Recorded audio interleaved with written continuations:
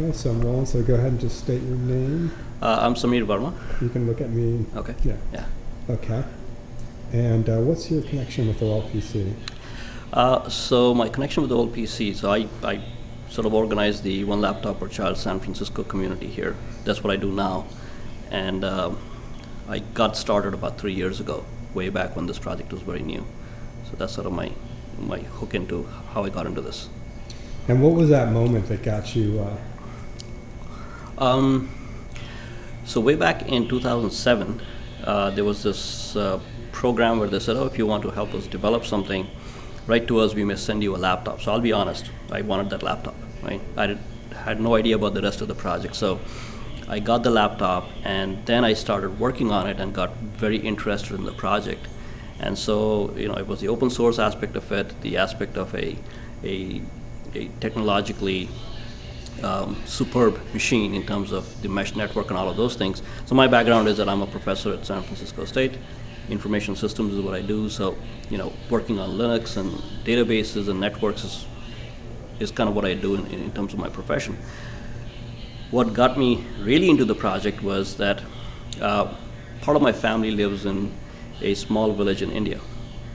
And growing up, I saw that side of the story, which is people who live there, they don't get 3 meals a day, sanitation issues, poor schools, those kinds of things.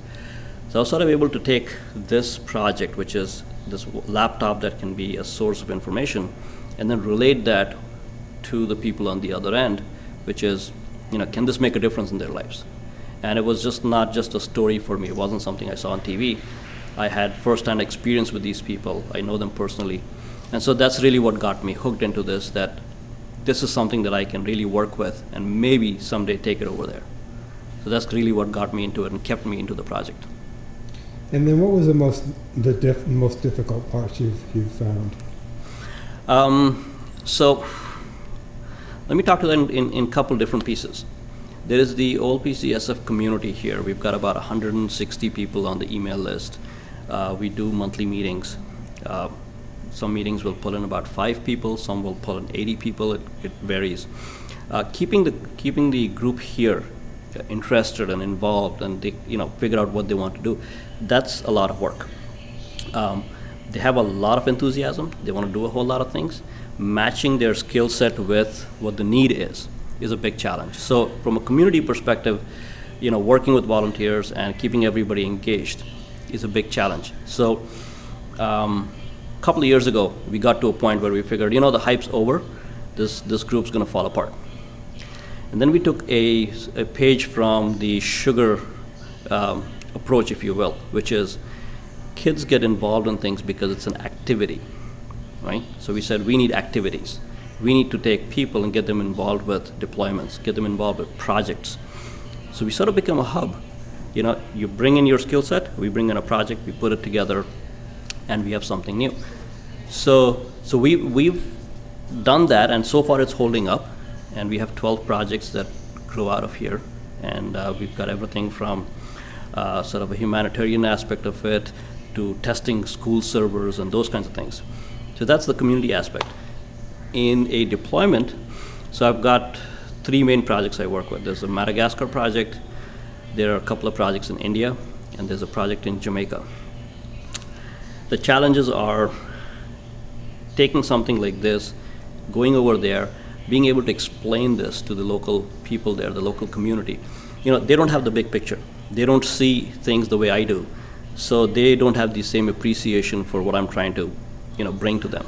So getting them to understand the value proposition, getting them to buy into the idea, and then getting them to take ownership of it. I think that's the challenge. Technology part is easy. This project has way too many, technologists, geeks, if you will. They can hack anything. That part I'm not worried about. Education I'm not that concerned about because every country, every community has their own approach. The thing that I really don't want is that when I leave, I don't want this thing to be shut down saying, hey, he's gone. When he comes back next year, we'll figure it out. So that's, I think, the biggest challenge, which is how do you keep this sustained once the deployment team leaves and hands it over to the local folks. And what have been some of your techniques for for keeping the local folks engaged? So I'll use the Jamaica example. What I did was I first started off with the University of West Indies in Jamaica. So that was sort of my campground. I was there for a while. I was on my sabbatical leave there. So I got started there. I rallied people around the project. I had a couple of laptops with me, so the green machine is always attractive. It's like, hey, what is this thing? So I got people from computer science. I got people from the education side. I got people from the social work and community side. And after gathering these people at the university, we sort of came up with 3 buckets: education, technology, outreach. And then we said, okay, if you're a computer science student, you probably want to do the technology bucket. If you're all about curriculum, you go into the education bucket. So framework-wise, we've got these 3 areas, and then they get involved in it by being able to relate to their own area of work. So the computer science students, they go, oh, I know about Python. I want to write something in Python. So that becomes their project. The other thing that helped was taking the team, going with them to the school where we do the deployment. They take a look at the school, they look at the condition the school is in, and they are able to relate to that, saying, these are my people. I need to do something for them. And by doing those things, and it doesn't work in one shot. You have to keep at it. I forget how many times I've been back to Jamaica, maybe 5-6 times now. Every time I go, it takes me a few days to get people moving. But once they do, the momentum builds. So we are at a point now where I think my team over there has taken ownership. They don't ask me for permission or questions, can we do this, can we do that? They run with it. And so now I'm confident that from here on, when the project moves, they'll actually mold it the way they want it. And that's how it should be. It's not my project, it's their project. So that has been a great case. Now in Madagascar, we don't have as much control over the situation, so it's harder. In India, we've got bureaucratic hurdles, to put it mildly. So there has been a little more difficult, but yeah, I guess you keep plugging away. Eventually, it does work. So that's been our approach. Cool. And then, what has your experience been seeing just this weekend? All these different people from all around get together. Okay. So the experience is tremendous. I'll say this, that being on the organizing team, being I guess the person who came up with this crazy idea, I tell people don't always listen to what I say. We had no idea it was going to be like this. We initially had a few people who said, we want to join you from out of town. And then, paired with the guys from OLPC, we, kept on getting people rallied. So now we have all these people here, and there is an element here that is missing in online communication, right? IRC, email list, chat, whatever that may be. Yes, it gets a lot of work done. It's a digital, approach. But being in the same room, face to face with people, having that social element, I think it's a great bonding experience. It sort of brings you together. It answers questions like, "Oh, I thought you were taller," right? That kind of stuff. And just being able to relate to their approach, why they did certain things in their deployment, and how we can work together on things. So I think this is great that everybody came here, and we have this collective experience now, and we have this new momentum, where I think from here on things will start moving. And from a small deployment perspective, I think this is great.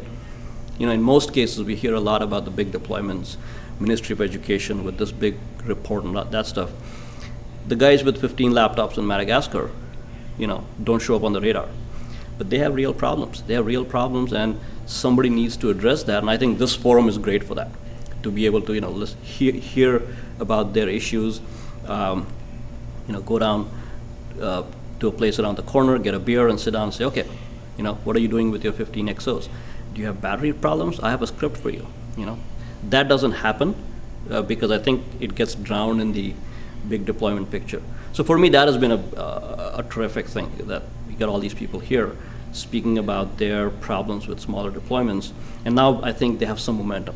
So this will, gather some speed and move on. Excellent. And then what kind of wisdom would you like to pass on that you've picked up? wisdom. I don't know if I have any wisdom. I've got 4 hours of sleep. But, I just say, do what you can. Do what you can. Keep plugging away. Don't take no for an answer. Even if people tell you it won't happen, just keep plugging away because, well, not everybody has an answer. So keep plugging away. Ask a lot of questions. Be open about things. Share. If you're concerned or afraid that somebody will run with your idea, you're being naive. This is incredibly difficult. Just if somebody knows what you're doing doesn't mean that they will take your idea and run with it. So my thing is, be open, share with people, let them know what you do, learn from them, and then collectively, this thing can happen. And if you have an idea, definitely run with it. Excellent, excellent.